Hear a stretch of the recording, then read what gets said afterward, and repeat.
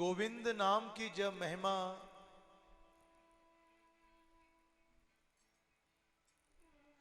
कानों में पड़ती है, जब उसका गुणगान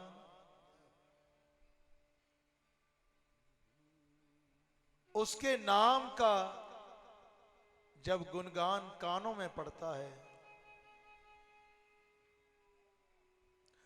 तो एक आनंद की लहर बहती है।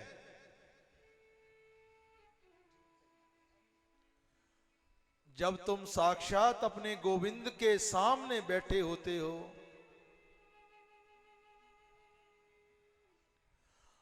कभी उनके सामने बैठकर उनकी आंखों से आंखें मिलाना, कभी उनके सामने बैठकर उनकी उस मुस्कुराती हुई मूरत को देखना,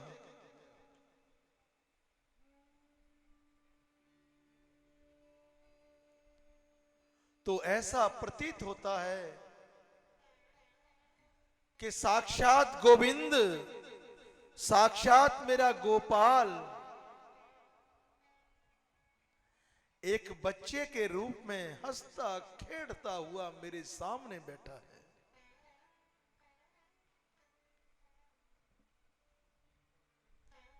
मन के भाव होते हैं जब गोविंद की हम पूजा करते हैं।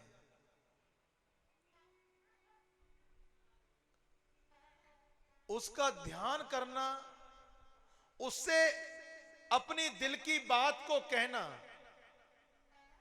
जब कोई तुम्हारी कोई ना सुने, तो कभी उसके पास बैठकर अपनी दुख भरी कहानी सुनाना।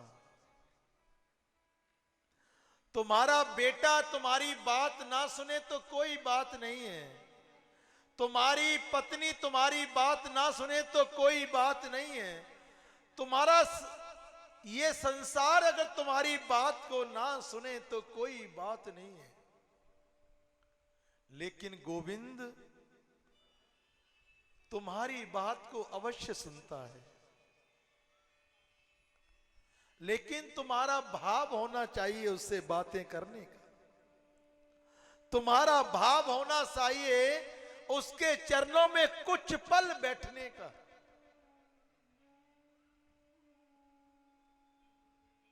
उसके नाम की महिमा जितनी भी कर लो उतनी थोड़ी है, जितना भी तुम उसको ध्यालो उतना थोड़ा है। अगर तुम्हारी ये जवान जो तुमको दी है, इस जवान से ही इंसान ऊंचा उठता है और इस जवान से ही इंसान नीचे गिर जाता है।